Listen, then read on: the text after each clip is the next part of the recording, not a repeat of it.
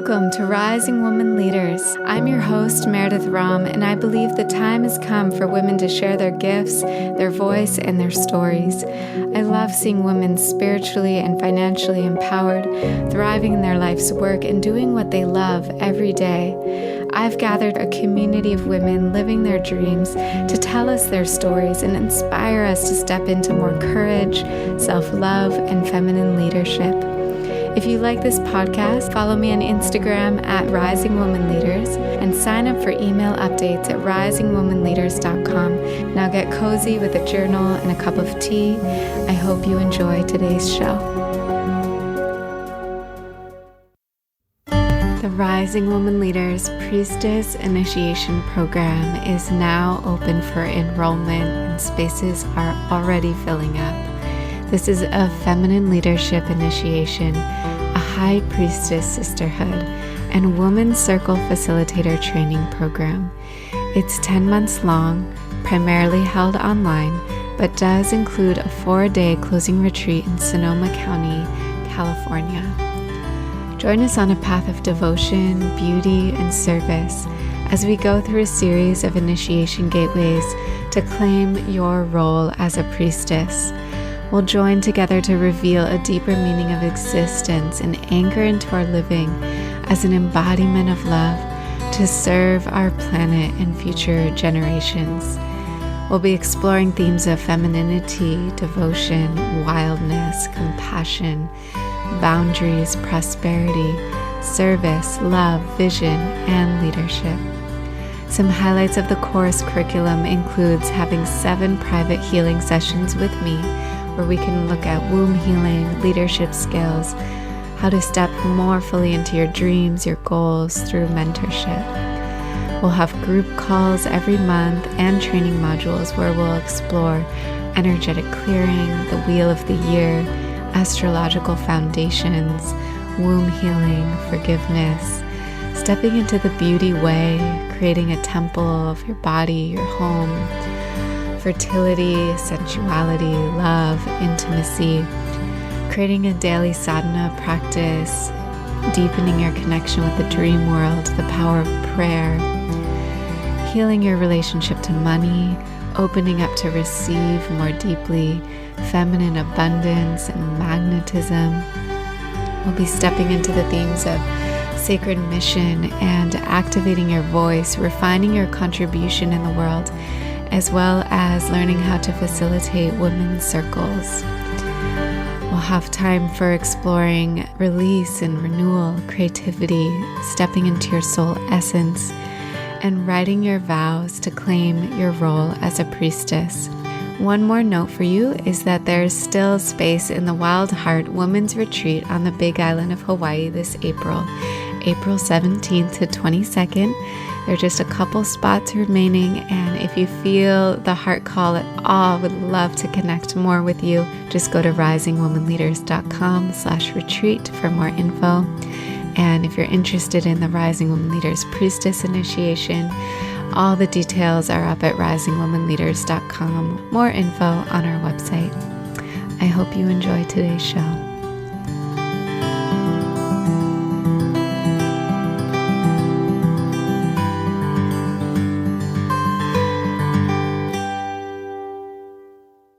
I'm here today with Maya Diamond, who's an expert dating and relationship coach. She's best known for helping women finally find their man after years of trying so that they can have happy, satisfying, and fulfilling relationships. Although Maya specializes in helping women find meaningful relationships, she's on a mission to show how having better relationships can improve all areas of your life. She believes that by calling in the partner you really want, you can have more success and abundance in your career, finances, social life, personal development, and spiritual development. Maya has shared her expertise on TEDx, Mind Body Green, Elephant Journal, among others. She's also a licensed marriage and family therapist and holds a master's degree in somatic psychology from the California Institute of Integral Studies. Welcome, Maya. Thank you. So wonderful to be here. Yeah. So Maya and I have been getting to know each other the last few months, and it's so fun to just get to know her work better here in this conversation today. I'm curious, when did you shift into relationship and love coaching? Because I imagine a lot of us coaches come into it like life coaching, or for me, it was health coaching, and eventually we find our niches. So I'm curious how that came about. Yeah. I was doing life. I started working as a coach while in grad school. And after grad school, I decided that in order to really help more people, be able to help more people, I had to choose one niche. And I think both personally and professionally, there was just such a draw to do love and relationships. Number one, because I was like, what could I do all day long and never get bored? 100% love, relationships, dating, sexuality. It was just such a no-brainer. But then also personally, having my own struggles and challenges with it, having my own, watching my mom go through a lot of different challenging relationships. It was also, I am very much a wounded healer. So it was also something that I was passionate about for those reasons as well. Yeah. So often, so many women I talk to on this podcast, it's like the thing that was our greatest challenge or our edge or growing, like the thing there's medicine in that. There's something that we can really bring and help people because we understand the problem so deeply. So deeply. There's so much juice. Exactly. There's a lot of excitement, and then there's a lot of empathy because it's like every dating mistake in the book I've made. And so when my clients, are beating themselves up about it, it's like, dude, I get it. Like I totally understand. Like I did that also. And like, please, like, let's have some compassion because it's so easy to, go there. Yeah. Yeah. Well, can you tell us a bit about your journey with love and what that has looked like over the years and where you are now? Yeah. So, it's definitely a long journey. I would say, the biggest thing that I help women with is healing the pattern of attracting unavailable partners on a very deep level, and then shifting that pattern and finding a healthy relationship. And so I went through that struggle myself. So for 10 years, whatever kind of unavailability, whether it was, they were married or, they were polyamorous and I wasn't, or, they wanted to be with me, but they didn't really want a relationship, like all these different, it looked like a lot of different things. But there was always that theme. It was like a different man, but that similar theme. And so, through, both personally and professionally, I would say doing this work, really diving into this work and reading every single book and going to every single workshop and, learning everything I could, as well as, working with therapists and coaches and all of healers and et cetera. I would say that that's, how I've really shifted the pattern. And through my own struggle, I've created a process that really helps heal this pattern in a very short way, much shorter than I went through. And so that's why it brings me so much joy to actually specialize in this, because there's so much pain around this pattern, because it's like an addiction. And so it just can create so much pain and frustration and, hurt and lack of fulfillment and disappointment. And so to be able to help women heal that in a short amount of time is just really fulfilling. And I feel very lucky to be able to do that. Yes. Can you tell us a little bit of what you've noticed around like where it originates, that pattern? Yeah. So, first of all, I just want to say it's really complex, and it feels important to say that because it's not honoring the pattern if we don't honor the complexity of it. And so what I've seen through my work and through my own personal struggle is that it's not just one cause, that there's multiple different causes. It's almost like, there's just so many different pieces to it. And so one of the biggest ones I would say is some kind of lack of presence, attunement, and connection in childhood, whether it's, neglect or abuse or abandonment that the child has experienced with one or both of their parents. And so because of that experience, or maybe just really a lot of chaos in the family, like a lot of fighting between the parents or something like that. And so that can definitely be I would say that's one of the main causes that I see in my work, is that some kind of constellation around that, usually around the father. Usually there's a father wound, but not always. Sometimes it's the mother wound. But for me, that was my biggest, I would say that's, been part of the biggest journey that I've been, is healing the father wound. So a lot of my clients, their father was unavailable, and maybe he was in the home, but he was just working all the time, which is so, so common. And I think that's happening less and less, but it still is happening. So that would be one cause. Another cause could be a betrayal or a loss that you experienced in your adult romantic relationships. And so then, because of the pain of that being so strong, you then basically become a little bit unavailable yourself, because you never want to get hurt in that way again. And so you start, for me, for example, I experienced a betrayal at the end of a 6-year relationship. And that's what catapulted me into this pattern. And so for me, it was an unconscious thing that I was doing, which is, my belief was actually the healthy, stable, secure, trustworthy men are not trustworthy, because that's what I experienced at the end of that relationship, was someone that I trusted so much betraying me. And so it felt actually safer to be with the men who were untrustworthy.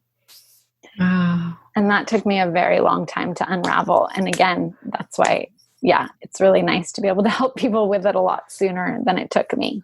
Wow.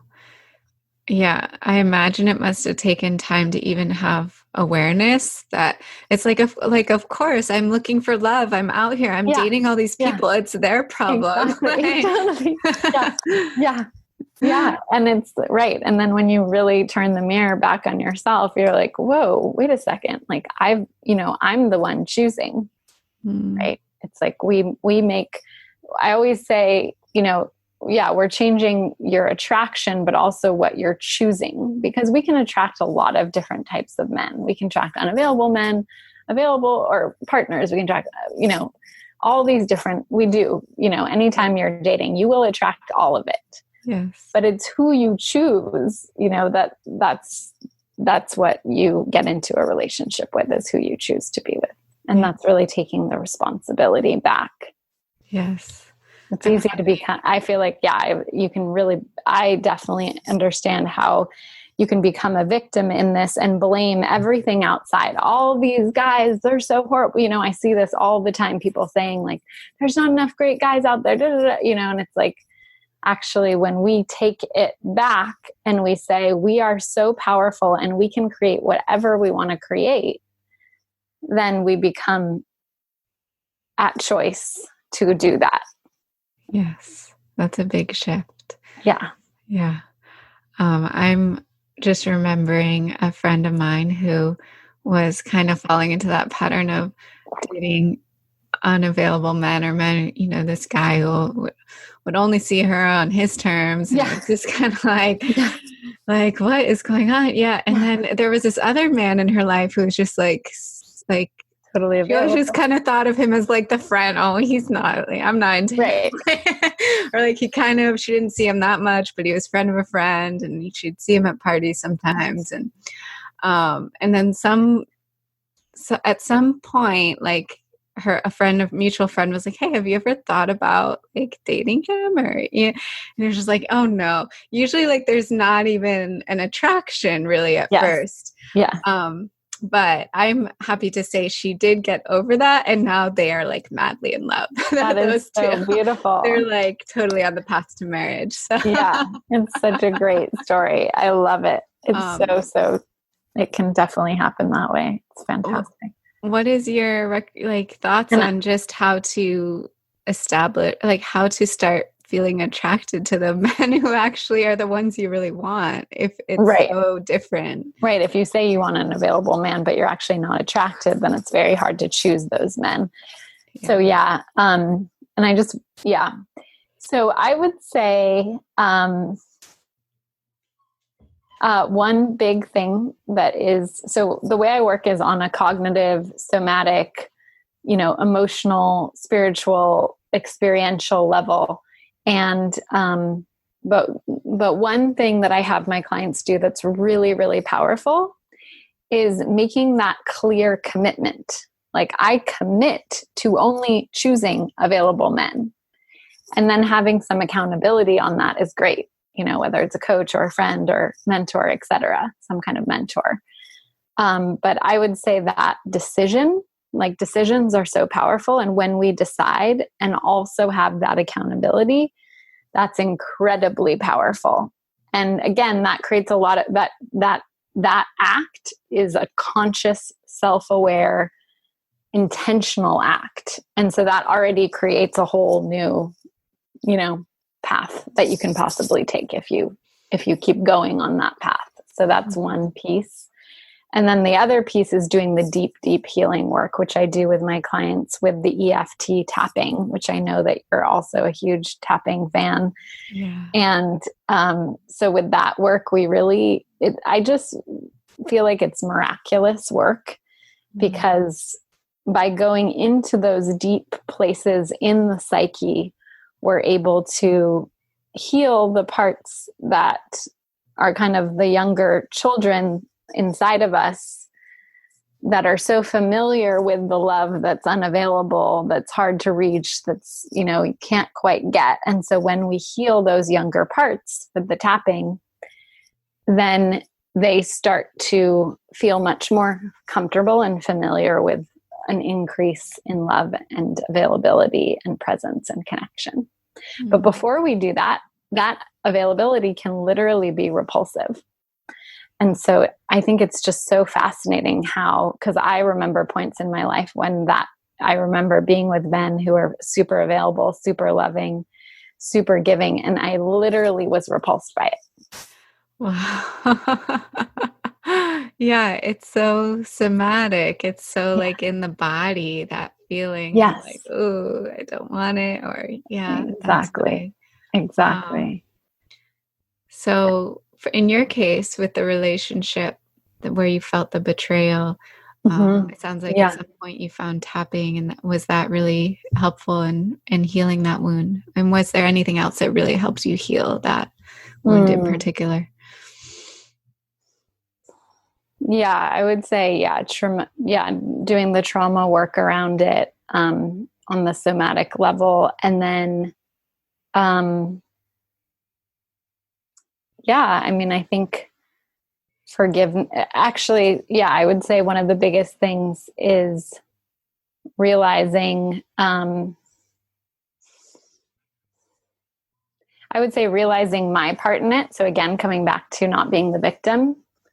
So before he cheated on me, I left to move to Santa Barbara to heal after a traumatic car accident. And so because I left, he felt abandoned. And so then he acted out. And so in doing the deep healing work, it allowed me to see my part in it and to really fully see it, fully own it. And that allowed a lot of healing. And I could cognitively do that before, but then by doing the deep trauma healing work, it clicked in a deeper level. Mm. And that's the interesting thing, is we can talk all we want about these traumas, but when we do the trauma healing work in a somatic way, then it rewires the brain in a way that, then just, again, creates these new neural pathways, these new patterns, these new places that we then just can't go back to the old place anymore. It's just doesn't exist. Yeah. Yeah, I have a teacher, my EFT teacher, who talks about like we're literally in like these different dimensions, or like there are these parallel realities. Yeah. And we like kind of shift into a different one. Yeah. And it's like if you can shift back into these old patterns, but it's like, yeah, the awareness of just beginning to, because something deeper has changed in the brain, you can start to make new choices that just like snowball into a new reality. Keep furthering it. Yeah. Yeah. Exactly. Yeah. It's really hard to do that. I know, with just talk therapy and very hard. Very, very hard. Yeah. Can you tell us about attachment styles in relationships? Mm-hmm. So that's kind of what we were just talking about, is the way that I help my clients heal their attachment wounds. So attachment is the way that we're wired in terms of relating, the way we're organized around relating is our attachment style. And so when we have the experience of a primary caregiver, either maybe they're too overwhelming and they're in our space and they're invading us and we feel engulfed, then we can become more avoidant and so because we feel like in order to maintain our sense of self, we have to have that space in relationships. And so that's where the avoidant attachment style comes from. Then in terms of the anxious attachment style, you might have had a primary caregiver that was more inconsistent in the way that they were caregiving for you. So maybe sometimes they were there and sometimes they weren't there. And so your nervous system had to be on high alert, always wondering when the next love is going to come, which is again similar to the unavailable pattern. That's why a lot of people who are more anxiously attached get into this pattern in love, because it's just what they're familiar with. And then usually also with the anxious attachment, there may be some abandonment in childhood as well. And so you fear abandonment as an adult in relationships. And you tend to cling and kind of hold on sometimes longer than you should in relationships. And then with secure attachment, you feel like there's more than enough love to go around. You can trust yourself. You can trust love. You can trust relationships. You trust the world. You feel that the world is a safe place. And so those people have a much easier time in relationships. It's easy for them to be in relationships. It's easy for them to find a relationship. It's easy for them to trust a partner. It's easy for them to communicate their needs and wants. And it's easy for them to self-regulate and co-regulate. So then there's the disorganized style, which is the fourth style, which is when we grow up where there's usually abuse or that chaotic fighting in the home.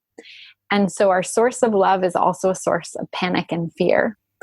And so that's when you're in relationship, if you're disorganized, when someone comes close, it brings up a lot of panic and fear because it feels like, oh, you might get hurt like you did in childhood, even if the person is a loving person.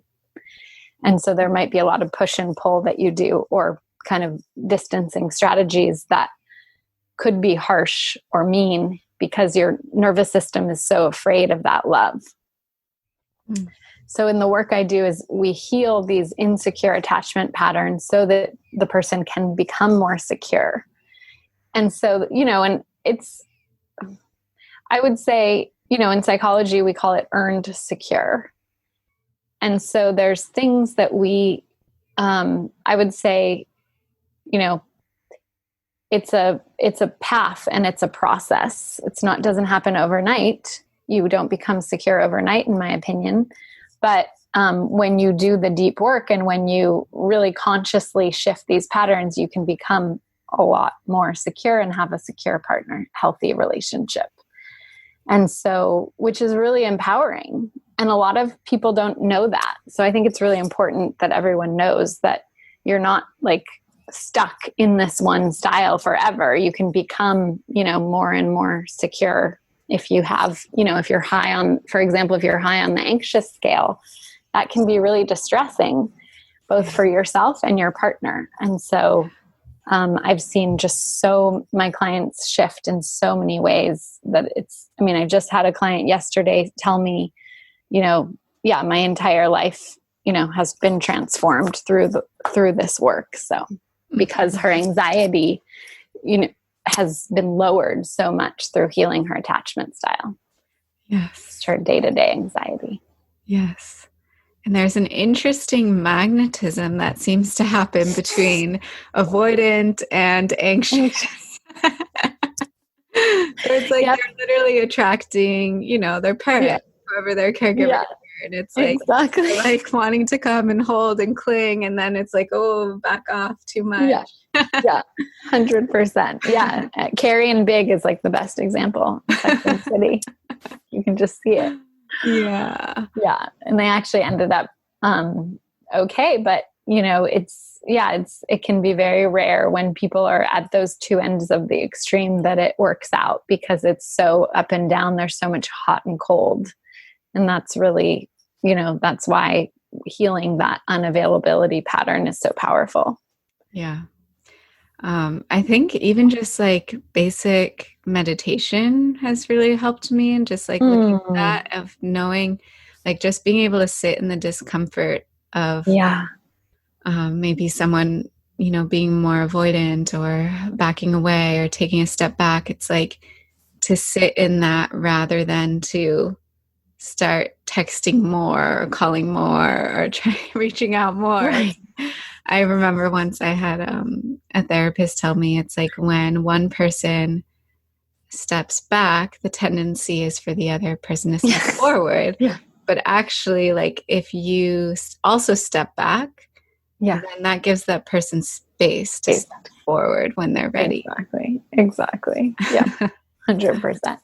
Yeah, and I agree. The meditation, mindfulness is a huge component of my work. And I agree that with meditation, we can become self-aware and notice those impulses, and then we can choose something different. And that's so powerful when it comes to relationship.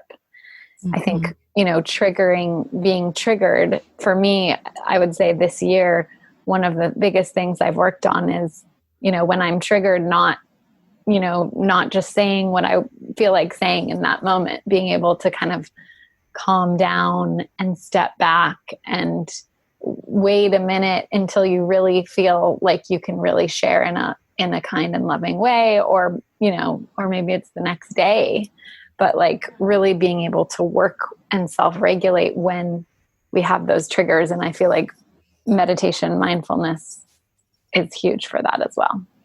Yes. Yeah.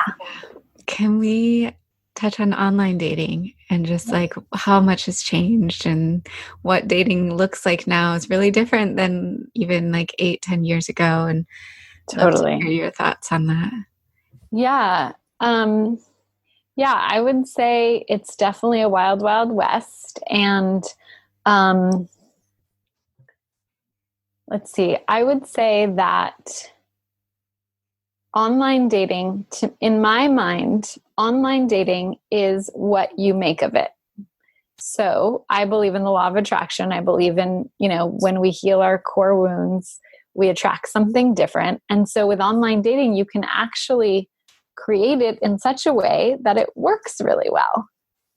And, I literally yesterday just had a potential client yelling on the phone about how much he hated online dating because of all of his negative experiences. And it was so much anger and pain, right? And so I truly understand how challenging it can be, because I've heard story after story after story. I've had many clients who've been scammed online. Like, there are some really horrible things that happen. And at the same time, I think with the right knowledge, skills, tools, and energy, you can totally have it work for you. And so I really am a big proponent of online dating. Even though, I agree that like the algorithms are such that like they want you to keep being on the app, and like they don't make it easy to find someone who has the same interests. And, there's all these ways that online dating could be much better than it is. But, I have seen so much success with online dating with my clients and myself that I'm a huge proponent of it. And I think again, that what you bring, like, it's amazing to watch. For example, I'll have a client and I told her, your mindset around online dating is the most important thing. So she took that and ran with it. And she was like, okay, Maya said that my mindset's the most important thing. So I'm going to have a really great mindset. And then she had a ball online. She was like, as soon as that shifted, I was just like totally like, you know, dating all these people and enjoying my dates. And so it's really what you bring to it. And before that, you know, she had been getting like not fun dates and not great guys. And so our mindset is huge, as well as the profile that we create. And so that's another thing that I help my clients do, is really create a profile where their soul is like beaming and shining, and what they want to attract is very clear. So it's like people, you know, they're filtering people by what they're saying. And that's a huge component. I've seen, again, a client where, you know, we changed one thing on her Tinder profile, one sentence, and then like immediately she found a partner. So it can be really, these little tweaks can make a huge difference. Wow. Can you tell us anything about your experience online dating? Yeah. Yeah. Is that how you met your current partner? Yes, we met on Tinder, which I love to tell the story because I think it's hilarious that we met on Tinder. But not hilarious at the same time, because I love Tinder. I was like, Tinder's great. Like, because as soon as I started using Tinder, I remember, you know, this was back when the swiping technology started, which was, you know, it wasn't that long ago. I think it was probably maybe 5 or 6 years. I wonder how long ago it was, but it was definitely within the last 10 years that the swiping technology started. Now it's just like every single app, every website has the swiping. So you wouldn't like remember when it started, but anyways. So, but I remember thinking that this is so smart, because when you see this small little profile and just a couple of photos or 3 or 4 photos and like literally 2 or 3 sentences, you know, Bumble and Tinder, Bumble's 500 characters, Tinder is 300, or sorry, Bumble is 300 characters, Tinder is 500 characters. So only 500 characters. When you have that little amount of information, you have to use your intuitive function and you have to use your gut. And so that's what I believe is happening with the swiping, is that we're using these, and that's, you know, the foundation of the work that I learned in somatic psychology, is that we have this innate intelligence in our body. And that when we use that to make decisions, and that's not the only, obviously that's just the first entry point, is the swiping right or left. So then you have to keep making choices and decisions as you're talking to the person, as you're meeting them. All these things are so important. But I think that I think there's something really profound about the swiping technology, actually. And when used correctly, when you use your intuition, it can work really well. So yeah, I am a big proponent of Tinder. I've had so many clients meet their partners on Tinder. I've had so many of my clients meet their partner on OkCupid, which is the long form profile, which has tons of writing, tons of questions, and is an amazing website as well. Mm-hmm. So you saw your person come up, and it was immediate, like, oh yeah, or like, yeah. I mean, it was immediate. Yeah. I actually don't remember when I first saw him. That would be awesome. But actually, he remembers when he first saw me, and we actually connected on a different site.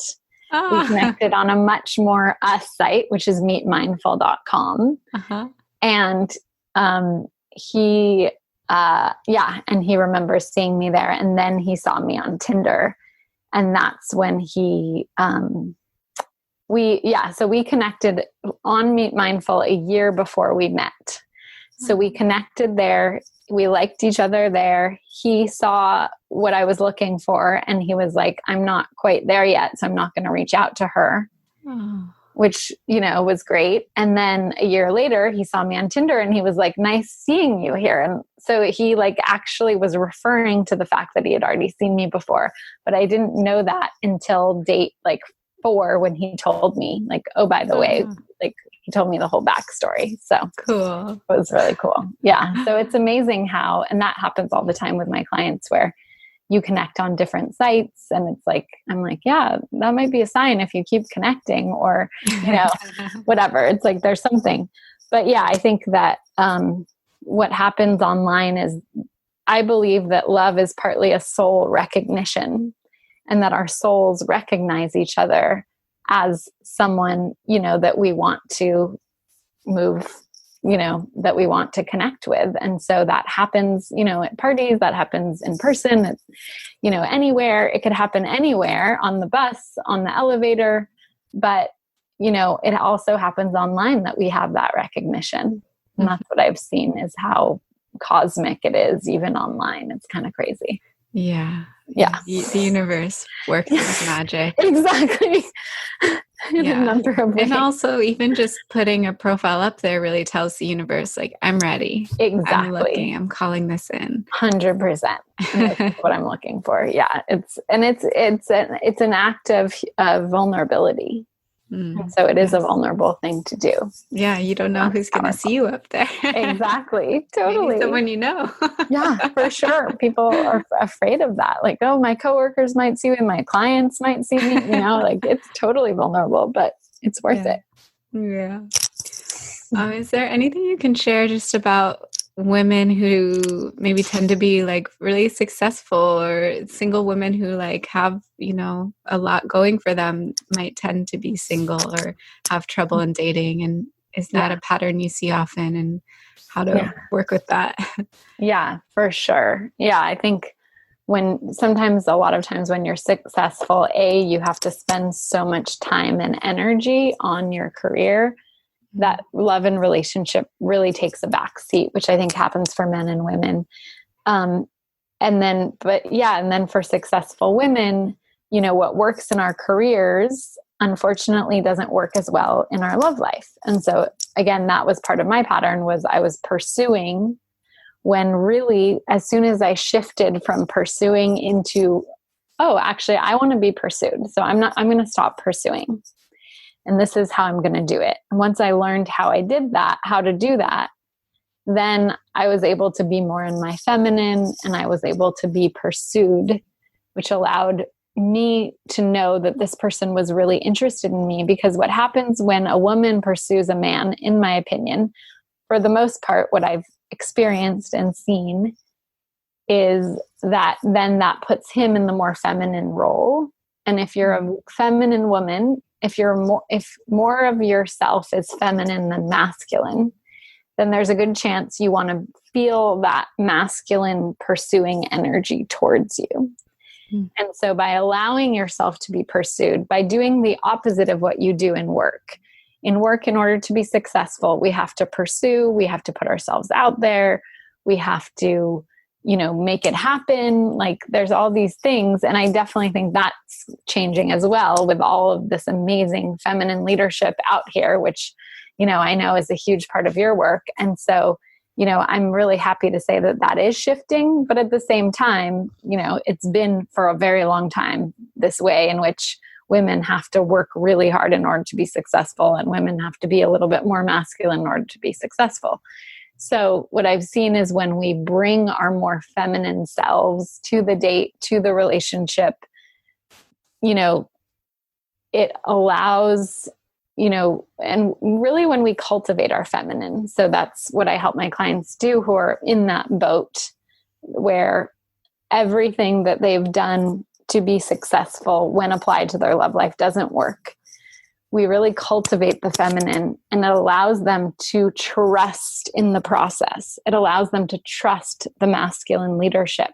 It allows them to trust that they're enough. Like, it just creates this whole energy that is so powerful and palpable when a woman's in her feminine energy and radiance. Like, it's just so attractive. You can go anywhere and men are just like coming towards you. So it's just, I think, for me as a successful entrepreneur, I really, have so much I value, and I think it's so fantastic when women are on purpose. And so I think it's about supporting that, but also cultivating their pleasure, cultivating their sexuality, cultivating their sensuality, cultivating the things that bring them into that receptive, pleasureful, radiant space, whatever that is, which could be different for different women for sure. Mm-hmm. Is there any practice that you love that you could give like a little nugget to the people listening? Totally. I'll just say my current favorite one right now, actually I have a lot of favorites. My current favorite one right now for me is, and as you know, I'm also, training in erotic embodiment coaching. Mm-hmm. And so self-pleasure, which is spending 20 minutes pleasuring yourself in whatever way feels good to you, whether it's, caressing your hand, whether it's caressing your face, whether it's dancing, whether it's, touching your breasts, whether it's touching your vulva, like whatever feels good to you in terms of self-pleasure, for 20 minutes a day. Spending that time, and every day it could look different too. That's the cool thing. It's like one day you might be like, wow, I really want to, can I say swear words? Go for it. Okay. Like today I really want to be fucked by the snow. So I'm going to imagine the snow fucking me, right? Like maybe today that's what I want to feel in my self-pleasure practice. Or maybe it's, I want to just like imagine myself like, pleasuring myself while I like, you can do it as a manifestation practice while I like, call in my baby that I'm calling in, so it's like, there's so many ways that you can be in self-pleasure as a woman. And I think it's our erotic birthright. And I think it's something that women, I remember, I think for a long time, as soon as I would get in a relationship, I would stop self-pleasuring. It was like, oh, I'm just going to do it. I'm just going to be sexual with my partner. Mm-hmm. And I think that that's something that's so both women and men and people of all genders to continue to self-pleasure when you're dating for sure. And then also when you're in a relationship, both people doing that and spending that time connecting with their erotic energy and cultivating that energy is just creates so much more turn on. Wow. Yeah. And I imagine, especially for relationships you've been in for a long time, it's like, yes, exactly. Keeping that pleasure energy fire on the surface rather than having to like look for it. Exactly. Or make it happen for each other. Exactly. Yeah. I think there's something about really cultivating that internal fire that's so powerful when you're in a long-term relationship. Mm-hmm. And how about like going through breakups and then like thinking about dating again after that? What tips do you have or thoughts on that? Yeah, that's a really common one. So I just want to say, that breakups are definitely one of the hardest things. It's one of the most stressful things you can go through. And I think number one is letting yourself grieve, letting yourself go through the grieving process, letting yourself feel the feelings, journaling, getting support. Getting support from a coach or a guide or a mentor or a therapist is super important. And from your friends and family of support. I would say community is number one, so that you're not, because otherwise what happens is your entire attachment system goes into, it's almost like breaking a heroin addiction. Mm-hmm. And so your whole attachment system is like, I don't know where I am, what's going on? Like, and so it really, because when you're in a relationship, you co-regulate with that other person, which is healthy. And when you break up, you're no longer able to co-regulate with that person. So you have to start really doing the self-regulation piece, as well as really doing the co-regulation with your friends and family and getting that support. And so I think when you do that, it's obviously a very challenging process, but you can get through it in a good way. And then in terms of dating, what I've found is that I think when you're to the point when you're really over your ex is really key. And then also tuning in, again, listening to your intuition. I find that my clients usually know, for the most part, when they're ready. But I think when you've cleared out that, when you've done the healing work, when you've cleared out the past, when you're no longer like, if you go on a date and you're like going to be talking about your ex on the first date, you're not ready to date, But I think if you, if you have cleared and healed a lot and you're clear about what you're looking for and you feel good in your body and you feel like you're back into your, really healthy, clear sense of self, and that you are an amazing catch, then, dating is great. And so a lot of the people I work with, I take them through that step from breakup to dating and relationship, because, that's when we need the most help, is when we're going through a breakup. So for anyone listening, I just want to tell you that's a fantastic time to work with a coach, because that's when I believe that it's this fantastic opportunity. Because when you're in the breakup, you know so clearly what it is that you need. It becomes very, very clear what your true needs are. Wow. So I think it's a really ripe and opportune time to start healing and clearing, but also start knowing what it is that you're going to want moving forward. Yes, that's so true. Yeah. And every relationship we have, I think, can help us find that clarity. So Yes. A lot of times we don't know until we're in something and it's like, oh, this big thing is missing. Yeah. Yeah. Yeah. Exactly. 100%. Yeah. Well, I'd love to hear just what you're excited about in your business, what's coming up, what kind of things you're creating. Yeah. Well, I'm working on my book right now, which I'm really excited about, and is a big labor of love. And then, as you know, having written a book, it's like a huge birth. And so I'm in that process of starting to birth that. And then, I have this online coaching program for women where I lead women through this process of rewiring their attachment style, healing this pattern, unwinding it, and teaching them all they need to know about the dating, the online dating, the messaging, the creating a great profile, and also really guiding them through the process of discerning who is right for them. So having that coaching where you're getting that feedback around oh, is this an available guy? Is this not? And so that discernment process it's really helpful to have someone by your side who can kind of mirror to you what you may be seeing, what you may not be seeing, et cetera, et cetera.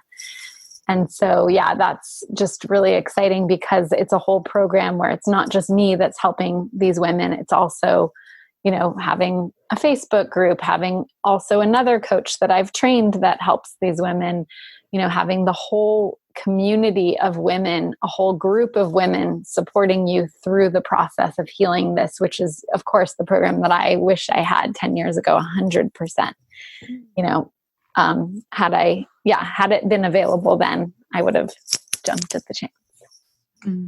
So that's been, this program has been around for around 3 years. It's just been, again, just a total labor of love, and so gratifying to see women have these transformations. Oh, awesome. Yeah. And you're thinking about starting a podcast? Tell me more. Yes. So yes, my podcast will be launching very soon, possibly when this arrives. And it's called Rewire Your Attachment Style with Maya Diamond. And so I'm going to be interviewing high functioning, secure couples so that everyone who is single can really hear that model of what does it look like and feel like to be in a secure, functioning relationship? And then also interviewing experts, and then also sharing my expertise as well. So I'm really excited about it. I've been wanting to do this for like 5 years. So that's so cool. I think that's going to be awesome. So much wisdom will come through, like hearing inside relationships like that. Yeah. Cool. I'm really excited. Yeah. Well, do you have any closing words, anything that's coming to the surface that wants to be shared to the women listening before I end this with a short prayer? Yeah, beautiful. Yeah, I would just say if you're listening and you're single and you feel like maybe you've kind of, at least half of you has given up hope, but then maybe half of you believes that it's possible. I just want to say to the part of you that has given up hope, it is totally possible for you. And with the right support and the right, work and the right amount of self-love and self-care, you can attract what it is that you deeply desire. And so, so it's never, and also that it's never too late, no matter what age you are. I think that's really key for women to know. Yeah. Yeah. Thank you. Yeah. So let's just take a moment and just going to let that settle. Close your eyes and just feel your breath. Just tuning into love being just this, it's so healing, and it's something that is really meant to be in our lives, and something that we can be connected to and feeling and in relationship with, and opening ourselves to other people and knowing vulnerability and being seen and supported and finding depth. Just like to end this conversation with a prayer that all the women that are really seeking that, all people that are seeking that, just that be something that is available to them, and that they deeply know that they're worthy and not broken, and it's not too late, and that this is something that is our birthright, and it is so it's okay to want this and to have this desire, and to just give yourself that permission. Yeah. So thank you, Maya, for being here with us and sharing all your wisdom. Such a fun conversation. I hope it just ripples out to as many people who need it at this time. And to everyone listening, just sending lots of love and blessings and gratitude for being here and showing up and doing the work. Namaste. Beautiful. Thank you so much. So wonderful to be here. Thanks so much for taking the time to listen to our show today. We would love to hear what you think.